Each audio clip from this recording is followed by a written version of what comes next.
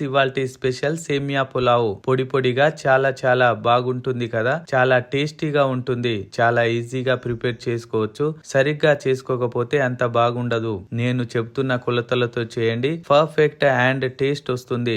Let start. ముందుగా ఒక pan తీసుకోండి. అందులో ఓ టేబుల్ స్పూన్ నెయ్యి తీసుకోండి. నెయ్యి హీట్ అయ్యాక ఒక కప్పు సేమియా, సుమారుగా 250 గ్రాముల సేమియా తీసుకోండి. సేమియాను లో ఫ్లేమ్ లో మంచి రంగు సువాసన వచ్చేంత వరకు ఫ్రై చేసుకొని తీసి పక్కన ఉంచుకోండి.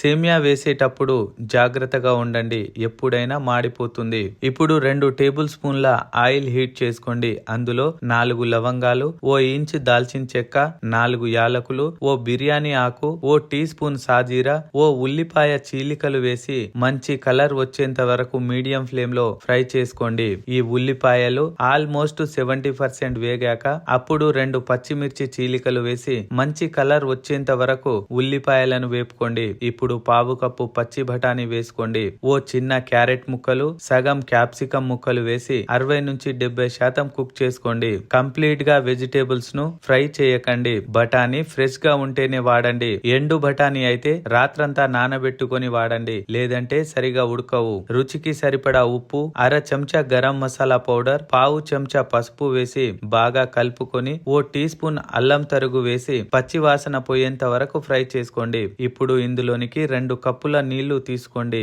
అంటే 1 కప్పు సేమియాకి 2 కప్పుల నీళ్లు తీసుకోండి. నీళ్లను మసల కాగనివ్వండి. నీళ్లు బాగా మసులుతున్నప్పుడు మాత్రమే సేమియా వేసుకోండి, లేదంటే సేమియా మొత్తం ముద్దవుతుంది అని గుర్తుంచుకోండి. ఇప్పుడు మరుగుతున్న నీళ్లలో సేమియా వేసి బాగా కలుపుకొని ఓ టమాటో ముక్కలు, అరకట్ట కొత్తిమీర తరుగు, అరకట్ట పుదీనా తరుగు వేసి జాగ్రత్తగా కలుపుకొని మూత పెట్టేయండి. మరీ ఎక్కువగా కలపకండి, సేమియా విరిగిపోతుంది. ఇప్పుడు మూత పెట్టి 7-8 నిమిషాలు మీడియం ఫ్లేమ్ మీద కుక్ చేసుకోండి. మధ్యలో జాగ్రత్తగా కలుపుతూ ఉండండి. దింపే ముందు నిమ్మరసం పిండి ఓ 15 నిమిషాలు అలా వదిలేయండి. అంతేనండి, అప్పుడు అసలు సేమియా పులావ్ మజా ఏంటో ఎంజాయ్ చేస్తారు. మీరు మీ ఇంట్లో ట్రై చేశాక ఎలా వచ్చిందో కామెంట్ రూపంలో తెలియజేయండి.